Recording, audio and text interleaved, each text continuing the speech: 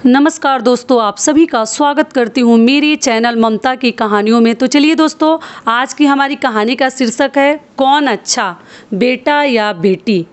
तो चलिए शुरू करते हैं। ज़रूर सुनिएगा और पसंद आता है तो चैनल को सब्सक्राइब ज़रूर कर दीजिएगा। एक समय की बात है, एक गांव में भोला नाम का एक किसान रहता था। भोला बहुत ही भला इंसान था। उसके अंदर एक बहुत नेक आदत थी। वह हमेशा लोगों की मदद करने का प्रयास करता था।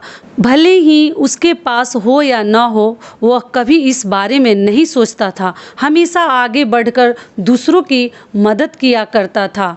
भोला के 2 बेटे और 1 बेटी थी। सभी लोग पर एक ही छत के नीचे बड़े ही प्यार से रहते थे।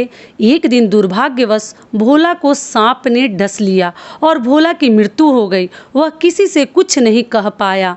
अंतिम संस्कार के लिए भोला के सभी रिश्तेदार पहुँचे। पंडित जी ने सभी रस्म पूरे किए और भोला के लिए अर्थी सजाई गई।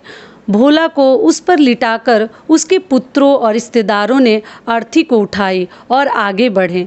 भोला की बेटी यह दृश्य देखकर जमीन पर गिर पड़ी और जोर जोर से रोने लगी। भोला की अर्थी की अंतिम यात्रा कुछ दूर तक ही पहुंची थी कि एक बहुत बड़े मुनीम ने उसका रास्ता रोक लिया और साथ में मुनीम के अंग रक्षक भी थे। मुनीम बोला, ये अर्थी अब यहाँ से आगे नहीं जाएगी। तभी वहाँ उपस्थित लोगों ने पूछा, क्या बात है, ऐसा क्या हो गया कि ये आगे नहीं जाएगी। तब मुनीम ने कहा, आज से 1 साल पहले भोला ने मुझसे 50,000 रुपये कर्ज लिए थे।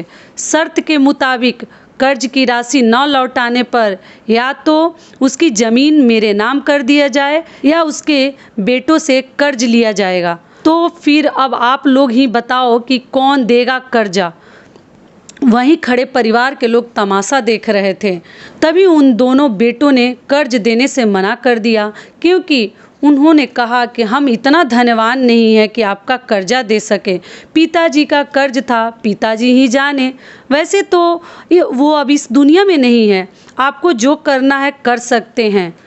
उनकी अर्थी ले जानी है तो ले जाओ। भोला के बेटों के मुंह से इस प्रकार की बातें सुनकर वहां खड़े मौजूद सभी लोग धिक्कार जताने लगे। कैसे नालायक बेटे हैं भोला के। इस तरह भोला के बेटों ने कर्ज देने से मना कर दिया। तभी भोला के रिश्तेदारों ने भी कह दिया, जब बेटे कर्जा नहीं दे रहे हैं तो हम क्यों किसी का कर्जा भरें। अब भोला की अर्थी को वहां रुके बहुत देर हो चुकी थी। तभी यह बात भोला की बेटी को पता चला तो वह भागी भागी अपने पिता के पास पहुंची। तभी उसने देखा कि अर्थी को एक मुनीम रोक कर पकड़ कर रखा था। ये देखते ही उसके आंखों से आंसू बहने लगे और मुनीम से कहा, आप ऐसा न करें।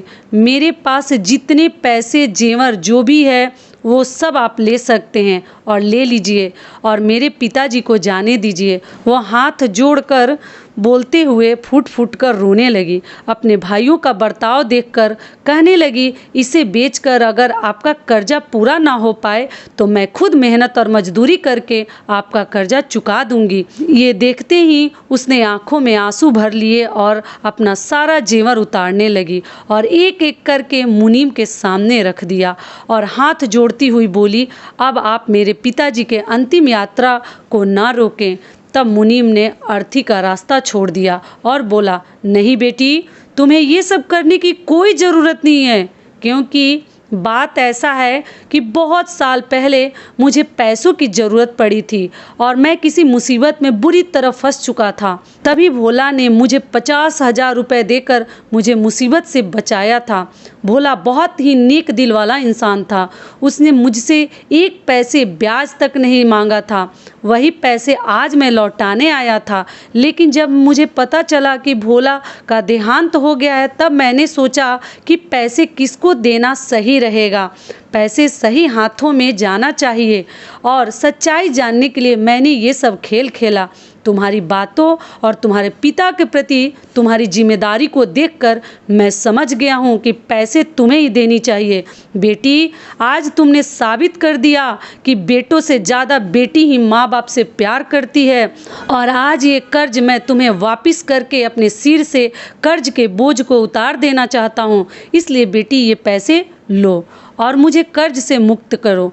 तब मुनीम वहाँ से चला गया। भोला की बेटी को पैसे देकर यह सब देखकर भोला के बेटों और रिश्तेदारों का सिर शर्म से झुक गया। तो दोस्तों, इस कहानी से हमें यही शिक्षा मिलती है कि बेटा से अधिक बेटियां प्यार करती हैं अपने माँ बाप से, फिर बेटे और बेटी में कैसा अंतर। तो मेरी कहानी कैसी लगी ज़रूर कमेंट बॉक्स में बताइएगा। फिर मिलती हूँ एक नए वीडियो के साथ और नए कहानी के साथ। तब तक के लिए धन्यवाद।